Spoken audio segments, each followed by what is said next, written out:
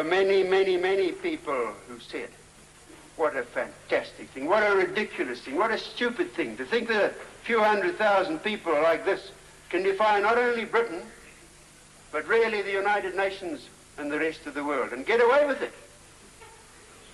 What a nerve. Who do they think they are? Well, you know, ladies and gentlemen, we've actually won. We have won. Make no mistake.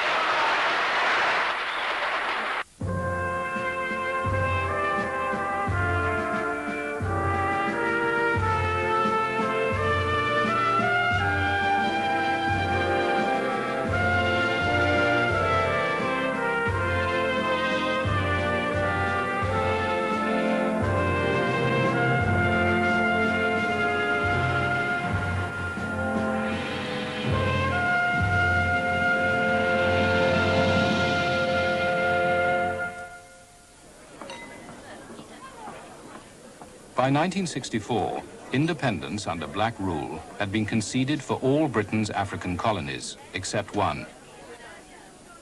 In southern Rhodesia, 200,000 white settlers still ruled the colony's 3 million blacks, and were determined to keep it that way. To protect their lifestyle, the most luxurious in Africa, they chose a new prime minister with instructions to fight any British move which threatened white control. The era of civilized control in southern Rhodesia isn't estimated in a period of 2 years, as some people have tried to.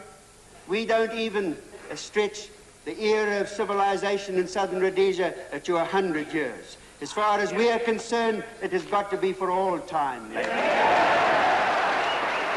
And then, of course, ladies and gentlemen, that means only one thing: independence. I went and saw them in 1964 and was frankly horrified. Ian Smith and his cabinet seemed to me to be like a set of white ostriches. Nothing that I or Harold Wilson or anybody else said to them made the slightest difference. I said they'd got minds like Polaroid sunglasses. Only welcome information penetrated. Anything unwelcome simply didn't get through. Smith refused independence on his terms, resolved to seize it by a unilateral declaration of independence. His security advisors told him UDI would be too dangerous. In October 1965, he called them to a meeting. Ian Smith in the chair said that it now had to be a political decision. His colleagues would make that decision. We were all to prepare for UDI, but await a favorable opportunity for its implementation. That opportunity came surprisingly within a couple of weeks.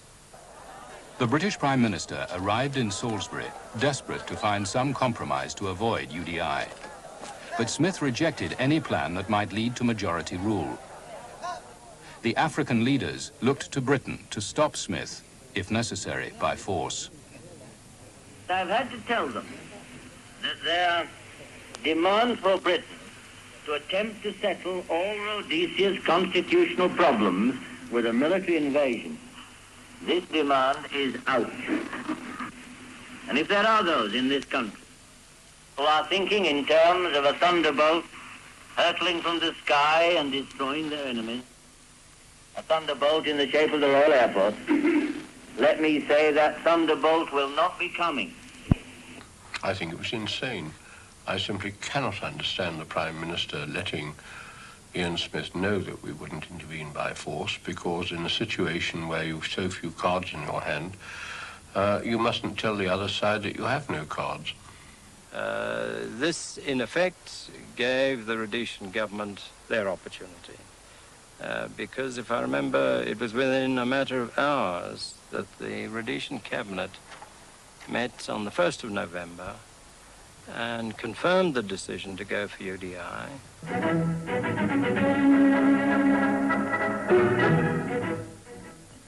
The following message was sent today from the Prime Minister. I remind everyone in the services that first and foremost he is the servant of Rhodesia, his country, and of its government. The British government will not hesitate to employ every device, legal or otherwise, that occurred to them to sow doubts in the minds of civil servants, members of the armed forces and of the prison service, and to detach these services from their loyalty to the government and to Rhodesia itself. Only Rhodesia could have dared a UDI. In other colonies, the British authorities could quell a settler rebellion, but Rhodesia was unique. They had their own police, civil service, and armed forces under the settlers' control. The only way Britain could stop UDI was by military invasion. But Harold Wilson had a parliamentary majority of only one, and a general election was coming. He feared the reaction of his electorate. An invasion could lead to a long and bloody war with their Rhodesian kith and kin.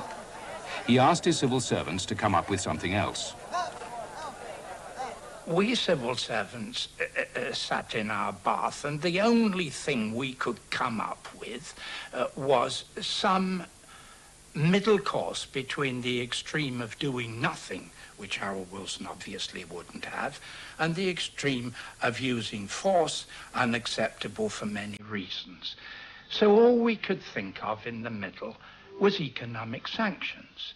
We believed right from the beginning that sanctions were a farce and that they're not going to work.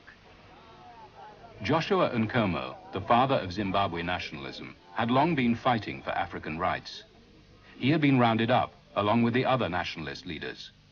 The Smith regime kept them in detention for the next 10 years.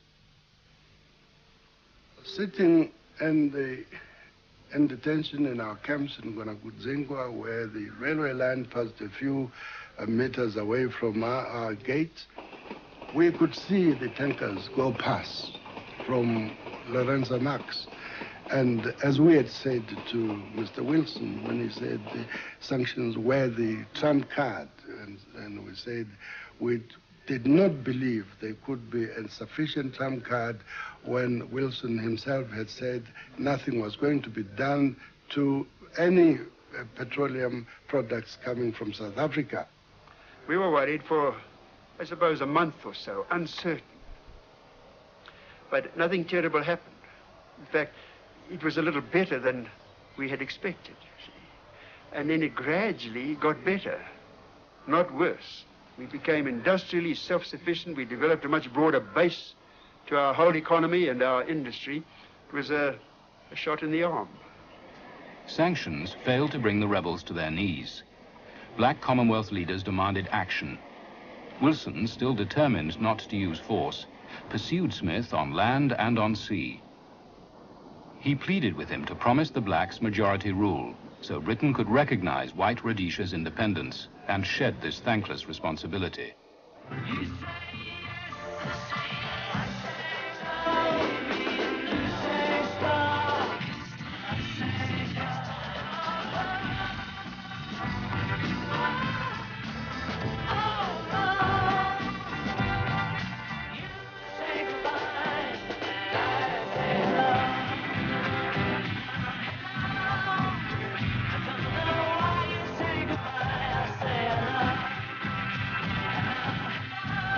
Wilson made increasingly generous offers, but Smith turned down every one.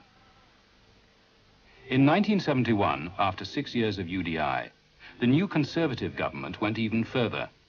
Smith signed a deal with Sir Alec Douglas Hume. They agreed to remove some discrimination against Africans, but leave the whites in charge of the timetable for majority rule. Smith would go on ruling the country, and Britain would be shot of it. What do you think the Africans will think of the settlement? Well, I think they're the happiest Africans in the world. Do you think they'll approve of this settlement? Yeah.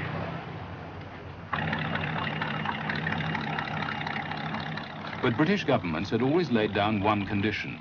The Africans must approve the deal. Morning.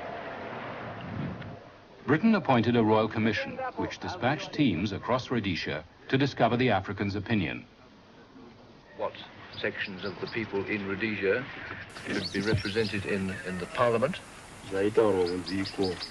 The nationalists seized their opportunity to tell the world they would never trust Smith to deliver majority rule. A moderate, Bishop Muzorewa, was picked as the respectable frontman by the nationalists who were running the campaign. We had no money, we had no funds, we had no transport, but somehow word spread just like wildfire throughout the country. And for the first time, everybody was active, and it was no independence before majority rule, no independence before majority throughout the country.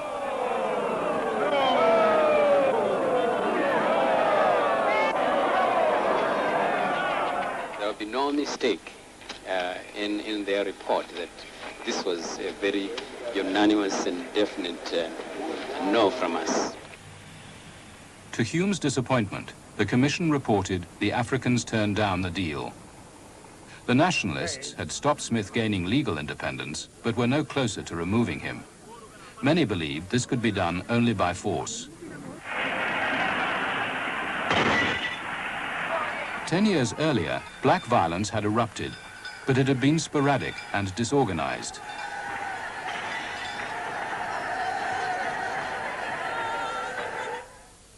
A group of nationalists, including Robert Mugabe, unhappy with Nkomo's leadership, broke away to form a new party, ZANU. In 1964, they declared war on the Smith regime. Both parties sent guerrilla cadres abroad for training, but for 10 years, they had little impact. We were then in detention, and as these cadres returned from training, there was no real base within the country for them to operate. We hadn't actually prepared the people for the armed struggle. And now for them to entertain guerrillas who were armed was quite a new experience and a frightful one. And so as these cadres returned, having walked long distances from Zambia, they fell just into the hands of the security forces, and they just came to surrender. Our intelligence was so good at that stage that we knew who was coming, where they were likely to be going. We frequently knew the date in advance and the place of crossing. We accounted for any number of groups in that period. Some disappeared without trace because that was the nature of the terrorist war at that stage. Our success rate was as near as, damn it, 100%. The villagers believed the guerrillas had little chance against the superior forces of the Smith regime and frequently informed on them. The ZANU leadership realized they needed to change tactics. They turned to the teachings of Mao Zedong. The Chinese instructors in the various camps in Tanzania were educating and instructing our cadres and using the Maoist approach that you must use the people. And amongst the people, you are like a fish in water. Outside the people, without them, you're like a fish outside water.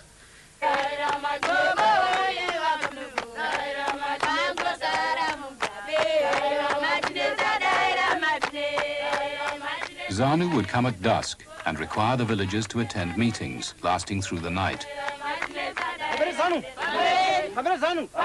Mixing entertainment with politics, they taught the people that if they closed ranks behind the fighters, the Smith regime could be defeated. The major message we were bringing to the people was, now we want our country. We are no more politicians who speak by the word of mouth. We are people who want to fight for our country and get it back through the barrel of the gun, as it was got from us.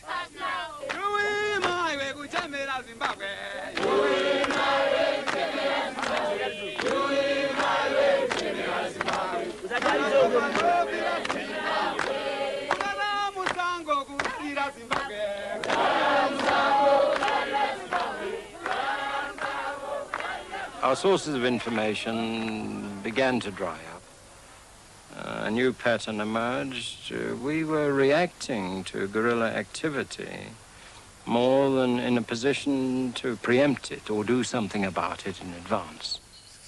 The Rhodesians were taken by surprise when, just before Christmas 1972, the guerrillas launched a series of attacks on isolated farms. Over the next 5 years, the war spread throughout the country as thousands of guerrillas infiltrated. Rhodesia had been protected by its white neighbors, South Africa and Mozambique, leaving Zambia the guerrillas' only route in. When the Portuguese left Mozambique, the whole of Rhodesia became vulnerable to attack from the east.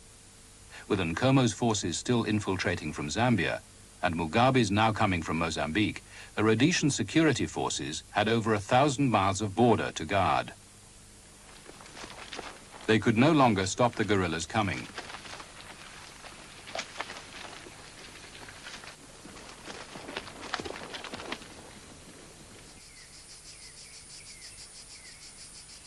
The guerrillas would strike without warning, only to vanish afterwards among the local people.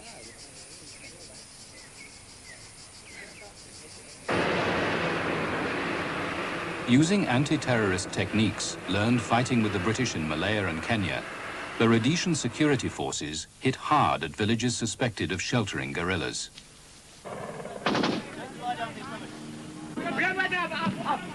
The black population was caught between the demands of the security forces for information and the guerrillas' retribution if they talked.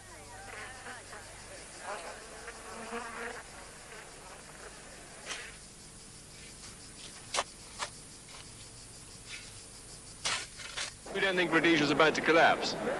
No, I don't think so at all. I don't know why we should think that at all. We've had no indication that there's going to be any fear of Rhodesia collapsing. What about the war that's going on? Don't you notice the war? Yes, I've got a son in the war. But doesn't that make a difference to you? No, I don't like the war. That's the one part I don't like, but it's essential.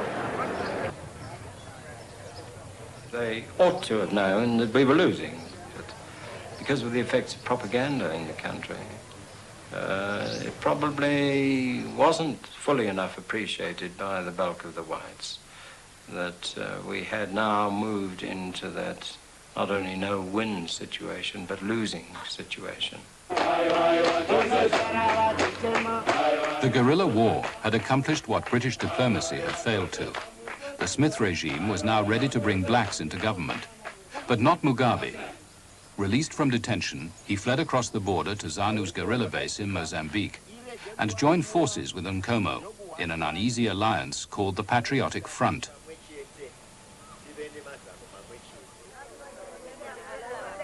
Ian Smith looked for a moderate black leader inside the country. We started negotiating with the internal black people as a result of a suggestion put to me by Alec Douglas Hume. He said, can't you get together with some of your internal blacks? Because if you can make a solution which clearly indicates that the blacks are in, and in fact that the blacks are in the majority, he said, I believe the whole world will have to accept that. Smith tried a clever trick. He agreed to form a government with a majority of black ministers, thus securing Bishop Muzorewa as his front man. But he ensured that real power stayed with the whites by keeping the civil service and security forces firmly in white hands.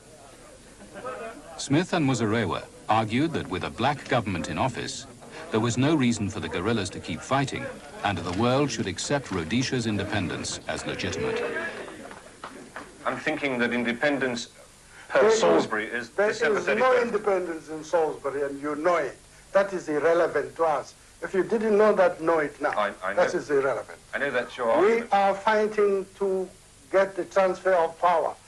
If the 2 or 3 chaps decide to join Smith, they become part and parcel of the regime against which we are fighting. And it doesn't matter whether that regime has got black or white face. That's not what we are fighting. We're not fighting against Smith because he's a white man.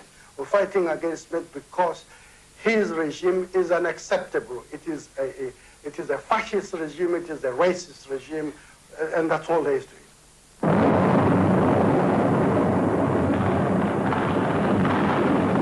The guerrillas responded to the call to lay down their arms by bringing the war to the heart of Salisbury.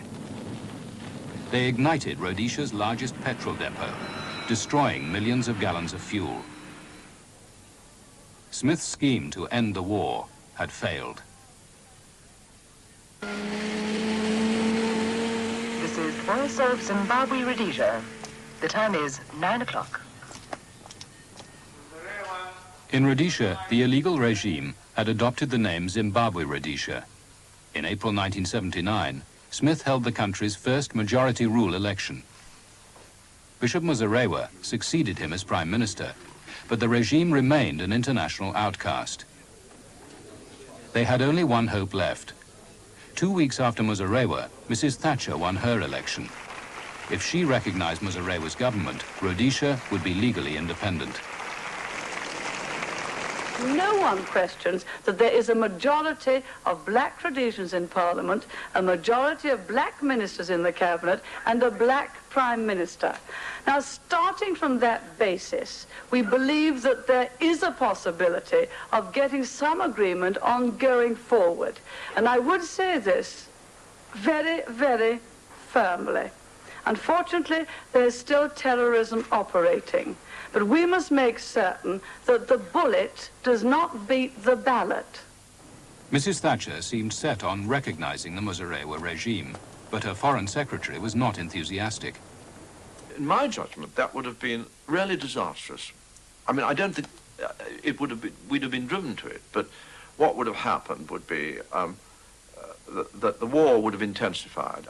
I think you would have found that the Soviet Union would have become infinitely more involved, and I think the Commonwealth would have broken up. I think there might very well have been sanctions against Britain in the United Nations. We shouldn't have had a friend in Europe. I mean, it's idle to deny that there were differences of opinion in the Conservative Party about what the right thing to do was, and so it took a bit of time to get ourselves sorted out. 3 months after the election, at the Commonwealth Summit in Lusaka, Britain announced that after years on the sidelines, she was going to take center stage. Mrs. Thatcher backed away from recognizing the Muzorewa government. Instead, she offered the Patriotic Front guerrillas, whom previously she had labeled terrorists, an equal place with the Muzorewa government at a conference in London. Mrs. Thatcher's U-turn infuriated the Conservative right wing. They mobilized for attack at the annual party conference in Blackpool. I must say, I went up to Blackpool. There's a certain amount of trepidation, you know, Hang Carrington banners and the hall filled up all during lunch. There wasn't a seat to be had. Everybody forecast there was going to be blood on the floor, and it was going to be mine. We all want peace in Rhodesia, but not peace at any price.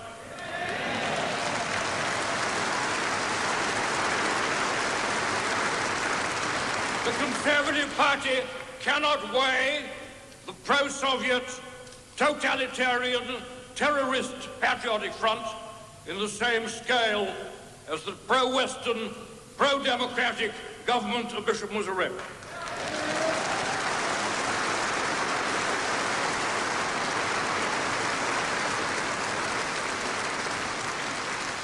I ask you to face the facts. So long as the British government supports sanctions and continues sanctions, we are supporting the Patriotic Front, and we are supporting the drive of Soviet imperialism in Africa.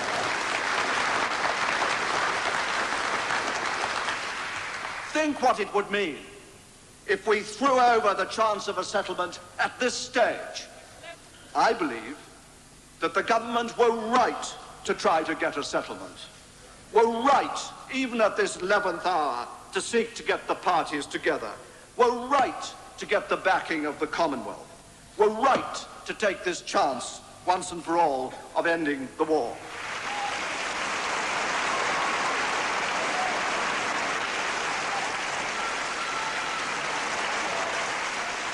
I give you my word that it will not be the fault of this government if we fail.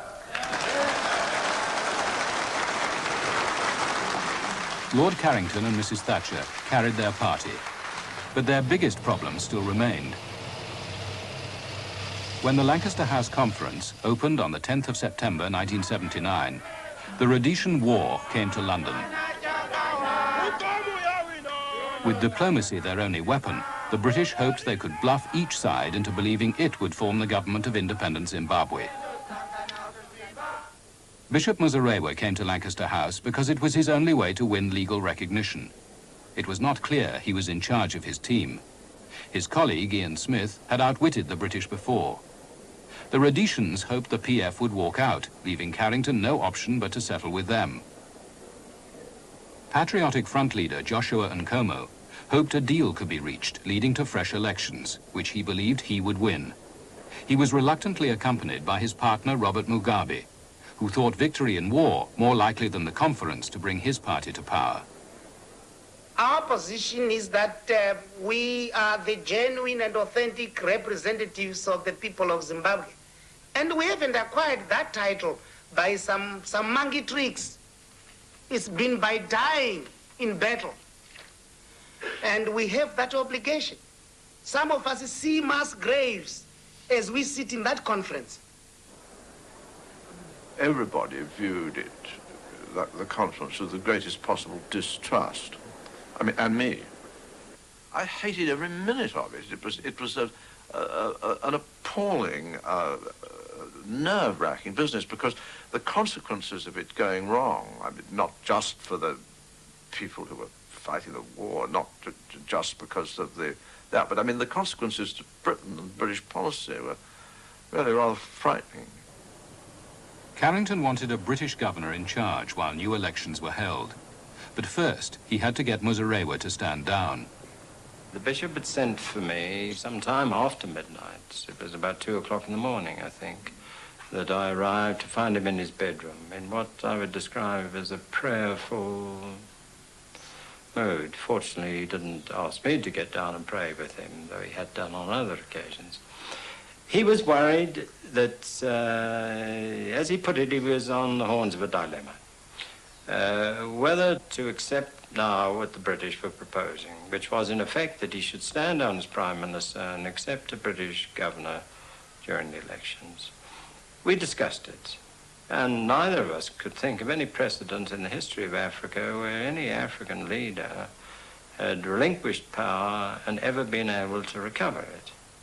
Well, to be honest and frank, I did not like it, thinking humanly, but after some thought and prayer overnight, I decided to step down. The Bishop Muzorewa told us that he had made the decision based on political intelligence and his own understanding of what the British had in mind for him and for the country, that he was looking to the Foreign Office in Britain and to God to see him right, which perhaps was expecting a little bit too much from two such unlikely collaborators. I could see through the Lancaster House agreement early on. I remember telling them, Carrington as well, that that constitution they were trying to sell us would give us a PF government. At that time, remember, Mugabe and Nkomo were together. They accused me of being an alarmist. This was the talk in the corridors. I remember Lord Carrington saying to me, "But my dear Mr. Smith, the whole thing has been planned to ensure that that will not take place."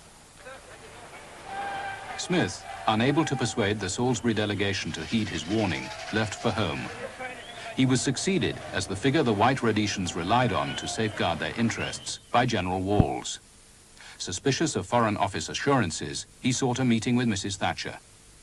She said certain things to me which made me think that the kind of political solution for which we had always hoped, non-racial, multi-interest, anti-Marxist, that kind of political solution was going to triumph. And unhappy though we may have been, one had to accept those assurances that that was the general flow, the way it was going to work. Having secured the Salisbury delegation's agreement, Carrington tried to make the PF follow suit. This evening, Lord Carrington pretended that all had been well, pretended that there had been progress. As far as the Patriotic Front is concerned, there have not been discussions at all with anybody in respect of the substantive matters regarding the ceasefire. And we insist that there can never be any agreement. This is just rubbish, absolute rubbish. Nobody will take cognizance of it. With our government's acceptance of the British proposals, I believe there's a way open for a fairly quick return to normality as far as the political scene is concerned. But with or without the Patriotic Front? With or without the Patriotic Front. Thank you, you've answered it. I don't care.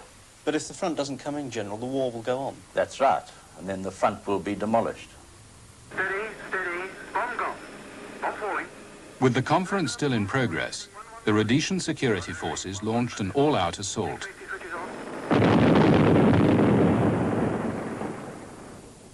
They unleashed destruction on both Zambia and Mozambique in a final attempt to demolish the Patriotic Front.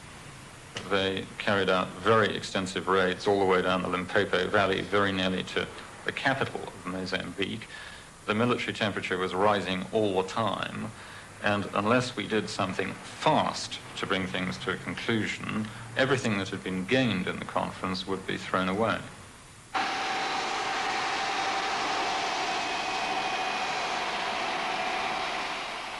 Carrington and Mrs. Thatcher took an enormous risk. They sent Lord Soames out as governor, even though no ceasefire had been agreed. Carrington gambled that if he moved forward with Muzorewa's government, the PF would not want to be left out.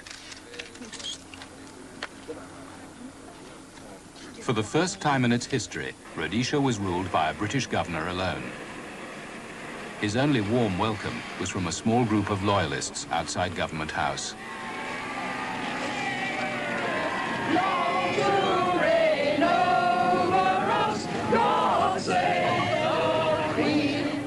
It didn't change my mind. I was going through a very tricky situation. Didn't alter that. And of course, the fact that I was arriving before Lancaster House was finished made it a lot harder. With his governor a sitting target in Salisbury, Carrington tried to push the Patriotic Front into signing. We've been given an ultimatum for 11 o'clock tomorrow morning. Is it 11? Yeah. For 11 o'clock tomorrow morning. The answer is a clear and eloquent no to Carrington. The answer is no. And he and his governor can go hang. There is a limit to power. And here Carrington's power ends. If he wants to wreck it, let him go ahead. He has a British governor stuck in Salisbury. And as far as we are concerned, our orders to escalate the armed struggle stand. And if need be, we will issue fresh ones this week. And it will be all out war with a British governor in place. The final session at the conference ended in failure. Mugabe, not trusting the British, raised objections to details.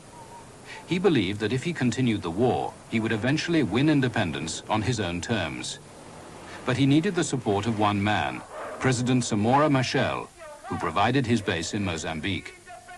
For 8 years, the Marxist leader had been Mugabe's crucial ally. The Foreign Office made this appeal to the president. There was a chance, and there wouldn't be another one, for Mozambique to escape the consequences of the war continuing. President Machel had exerted his influence with the Patriotic Front before. If ever there was the moment to do so, it was now. Mozambique had a representative at the conference. He relayed the British appeal to President Machel and received fresh instructions.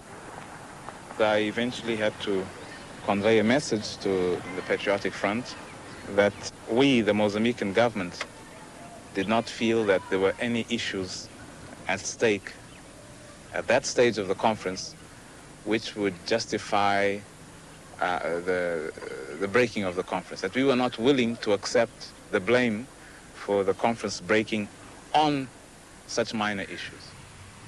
And I think it was a way of assuring the Zimbabweans, of assuring Mugabe and Nkomo that they could take this plunge. We were with them for that plunge. But if they did not take the plunge, then things were not going to be as they had been before.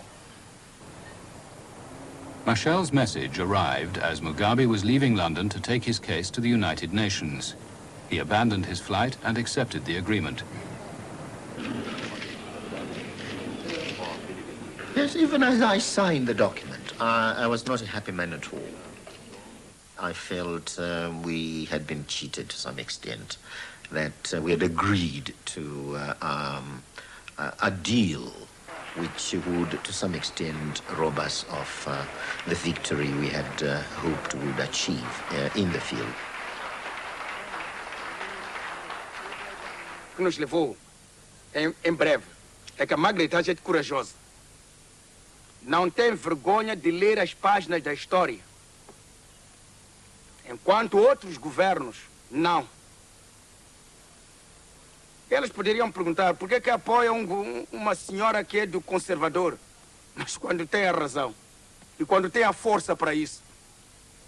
Quando tem a razão e quando tem a força para isso, nós apoiamos. E já resolveu o problema rhodesiano. Portanto, não falhamos.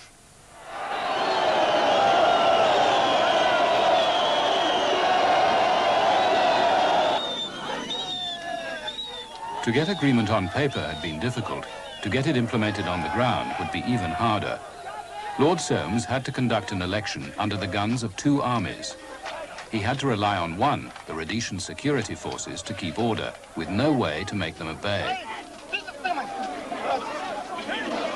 I mean, I didn't have command as commander-in-chief of the forces over the security forces that a governor would normally expect to have. I mean, I had to persuade and cajole and carry along and just interfere where I thought it was all right to interfere and sometimes close my eyes to what I would normally have liked to interfere with if I felt I'd really had the power so to do. The governor's only troops were a few hundred lightly armed Commonwealth soldiers, waiting in 16 remote assembly points to which the guerrilla commanders had promised their men would come.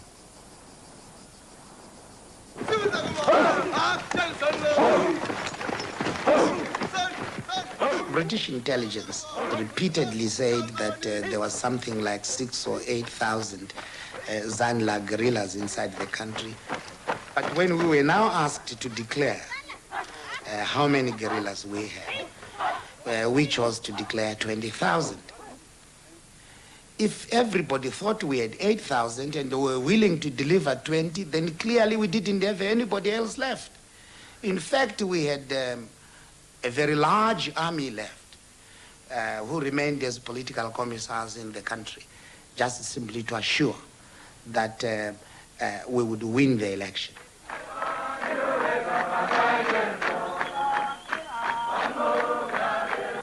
By this morning, another 1,000 and more had checked in, bringing the latest total to over 17,000 men from all over the country, but mainly in the east and northeast, men of Robert Mugabe's Zanla forces. As of this time, the numbers now exceed both British and Rhodesian estimates of how many nationalist guerrillas there are inside the country. The Rhodesians are claiming that many of those coming forward are women and children, quickly recruited to boost PF numbers. They sent in their mujibas, that's the sort of youth league.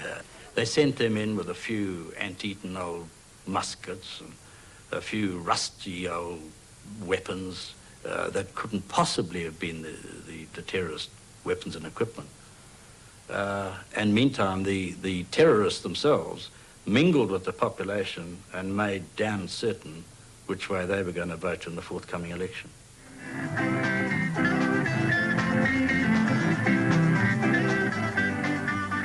The whites placed their hopes on Bishop Muzorewa to defeat the Marxist Mugabe and show the world that a moderate government was the genuine choice of the people. He launched an extravagant campaign under the slogan, "I have achieved the peace, back me, I'm the winner."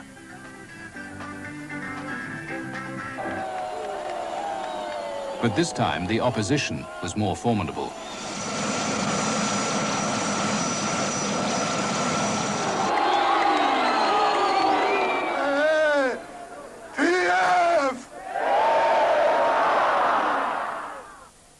The Patriotic Front were no longer a united team, and Nkomo kept the title PF for his own party. Mugabe's ZANU had decided to fight the election separately, to sort out once and for all which of them would be leader.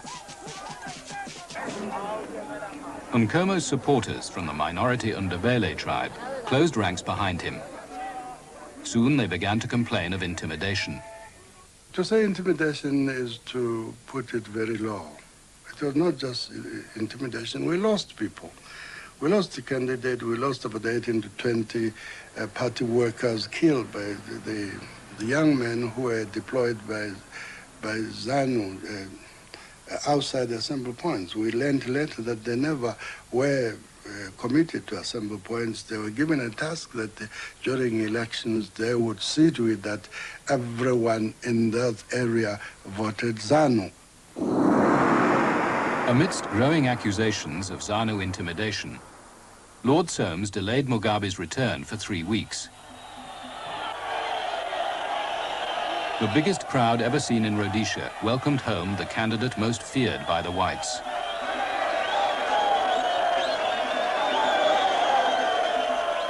We are the party that fought against the rebellion, the party that fought for legitimacy. We made it possible for Lord Soames to come to Salisbury as governor. But today, we have become Lord Soames' #1 enemy. I had the same picture that everybody had had, that he was something of a Marxist ogre, and that he'd as soon snatch his try to look at you and all that, and that he was, in quotes, a bad man. I mean, that was the image that he'd carried. I want to see the freest and the fairest elections possible in this country, with as many political parties who want to taking part in it. But intimidation is rife, violence is rife, and I've got to do everything that I can to minimize this. And hence my ordinance yesterday. Lord Soames gave himself the legal power to ban any party guilty of intimidation. I should warn that should he use those powers to ban ZANU from participating in election, then ZANU would hold itself absolved completely from the commitment to the Lancaster House Agreement.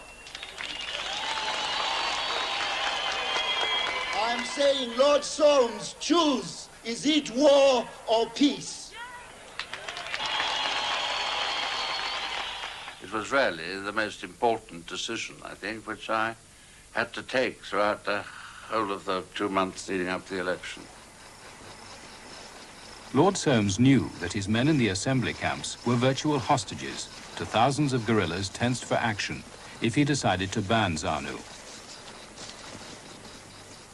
But the Rhodesian security forces had the power to seize control if they didn't get their way, and they wanted Mugabe banned.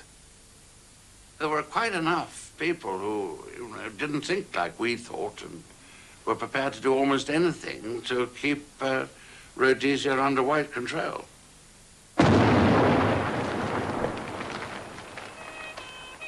As he drove away from an election rally, Mugabe narrowly escaped assassination when a bomb exploded under his motorcade. This is another instance of the least said the better.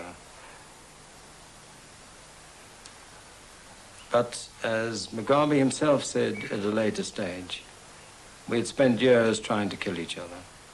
There were things went on during the elections that would not have been happening in normal times. A series of bombs exploded across the country. A bus filled with Muzorewa supporters was hit by a rocket. Evidence pointed to clumsy attempts by the security forces to incriminate ZANU. I think it became apparent towards the end, I mean, the last week or so, that Mr. Mugabe was going to win, I think that it was, at that time, it was not a solution which I thought would be as well received as some of the others.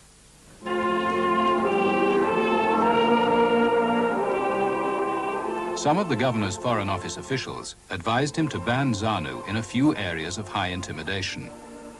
This should take enough seats from Mugabe to stop him coming to power. We got word from within Lord Solmes's team that there was a group which wanted us banned. But Lord Solmes was said to be resisting this. Among my staff, there was a difference of view here, and a perfectly understandable and acceptable difference of view, but I had to take the decision. I believed he was going to win anyhow. And I used to say, well, you must remember, this is Africa. This isn't little Puddleton in the marsh.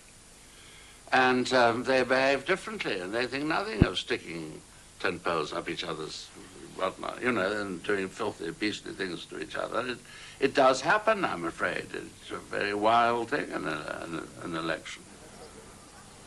Lord Solmes decided that a partial ban was not worth the risk, because Mugabe was heading for a landslide victory. As polling day dawned, it became clear he was right. Well, I think we realized then that what we'd predicted all along had come to pass. The massive intimidation had had its intended effect. And there was no way this was going to be a free and fair election.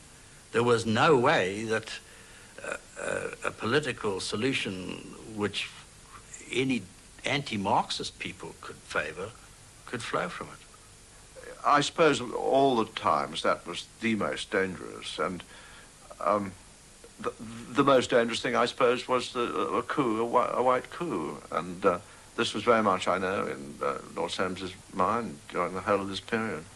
On Sunday the 2nd of March, while the votes were being counted, General Walls, still in control of the army, summoned the governor's top officials to Rhodesian Security Forces headquarters. We reminded the governor's staff of the terms of the agreement, and we asked that the elections be set aside, declared not free and fair.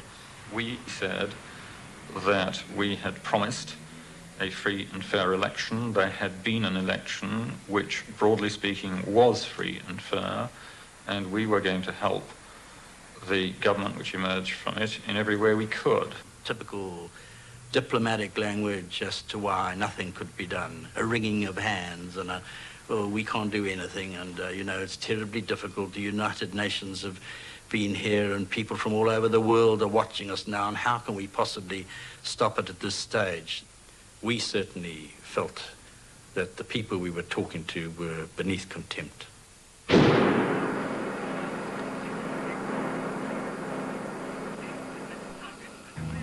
It was a very tense meeting, but there were people who realized fully, and in fact I believe that Walls also realized, that any imprudent action would result in real disaster for the white community. When push came to shove, Walls took the right decision right the way down the line, including deciding that he would not support a coup at the end, and there was much pressure, I have no doubt, put on him for that. Finally, I will recap on the results and the state of the parties. ZANU-PF, 57 seats. The Patriotic Front, 20 seats. The UANC, 3 seats.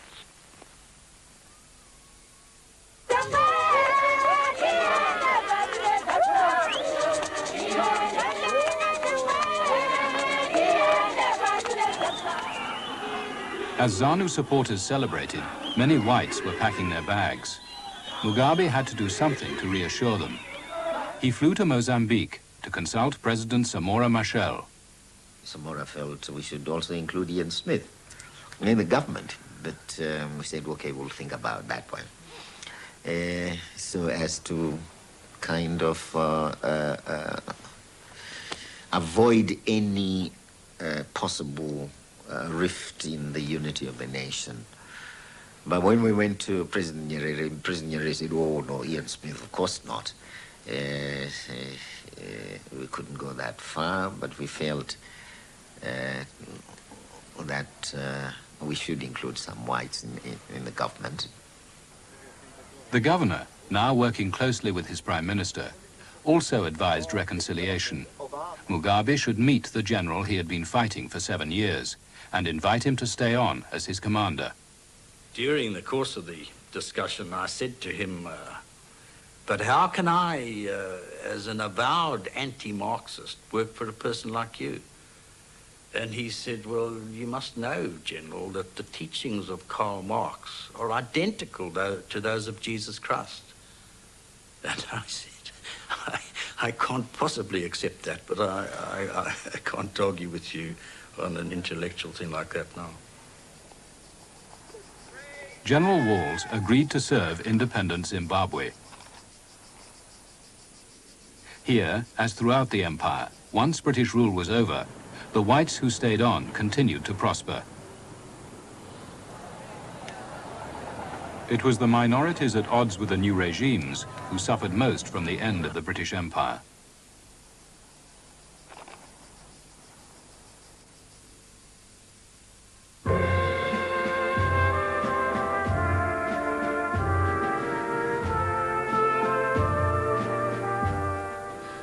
That was the final programme in our series, End of Empire.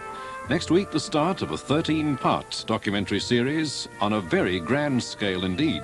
It's Soldiers, hosted by author Frederick Forsyth. A preview in a moment.